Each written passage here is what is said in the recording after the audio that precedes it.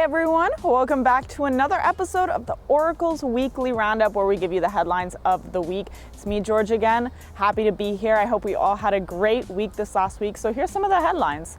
Eligible students who have been financially impacted by COVID-19 can expect to receive a second federal stimulus bill in the coming weeks as the university prepares to distribute millions of dollars in federal aid.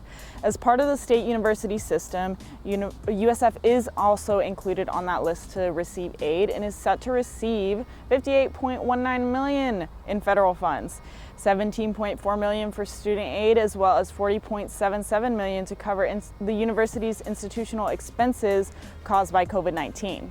Students are expected to start receiving the first round of the second stimulus bill within 4 weeks. That's pretty soon. That is coming up soon. So more towards some enrollment news across some distance at St. Pete. In an effort to increase enrollment at the St. Pete campus, students who apply to USF after January 6 will be rerouted to the St. Pete campus if their major is offered there, regardless of the preference stated on their application.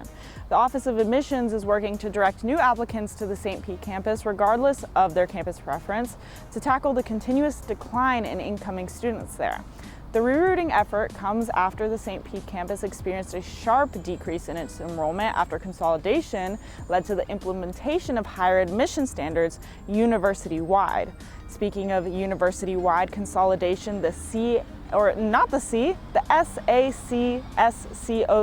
what a mouthful. Let's see me get through this. So the Southern Association of Colleges and Schools Commission on Colleges, that's what that stands for. They conducted a virtual site visitation through Microsoft Teams across all 3 campuses over the past week to assess USF's compliance with their principles of accreditation.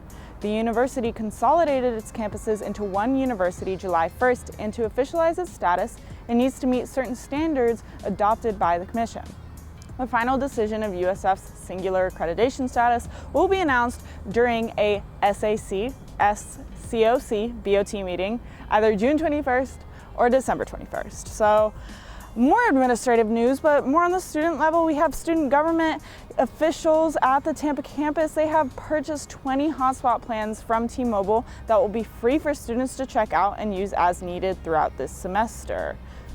That's pretty good service going on there. So SG leadership will meet to discuss the logistics of the rollout, including eligibility and the process of how the hotspots will be distributed at some point soon. The Tampa branch plans on providing the hotspots for 5 months, which will cost around $2,950 in total. Whether or not these services will continue will be up to the next administration, as this administration's term comes to an end soon enough, according to Deputy Chief Financial Officer at the Tampa campus, Jessica Senadis. So there's been a little conversation about this semester's commencement as well. On the Facebook class of 2021 group, seniors engaged in a debate in the comments of a post January 24th about whether the spring graduation ceremony should take place in person or online in light of the rising number of coronavirus cases across the state.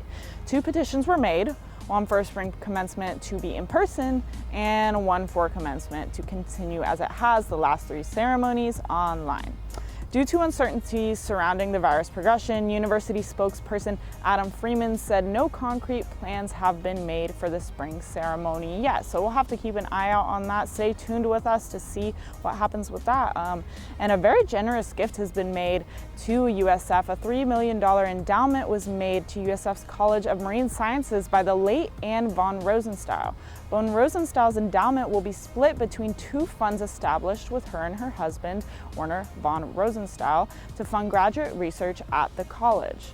So that's all we have in terms of academic administrative news. Moving on to sports. So the American Athletic Conference released its preseason coaches poll for both the men's and women's soccer teams. Both squads were picked to finish 3rd in the conference. Okay, looking good there. So after a prolific college career, more soccer news. After a prolific college career with the Bulls, former USF women's soccer player Evelyn Viens received her first call-up to the Canadian women's national team camp. Viens will have the opportunity to make Canada's squad to the for the 2021 She Believes Cup tournament that will take place in Orlando from February 18th to February 24th. Now, moving on from soccer to basketball, we haven't seen them in a while because both basketball teams have experienced more postponements and cancellations since last week due to COVID-19 related issues.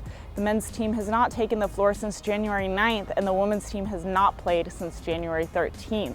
And despite the women's basketball team not playing, they were still able to move up in the AP Top 25 poll, checking in at number 13 this week. Wow, good job, girls. Go Bulls, right? Oh, wow. So, yeah, thanks for tuning in this week, guys. Those are the headlines for the week. Stay tuned at usforacle.com where we have all of our stories. Also, keep up with us on Instagram and Twitter, USF Oracle. Like us on Facebook. All of that great stuff. And stay tuned for our podcast coming later today. It's going to be a good one.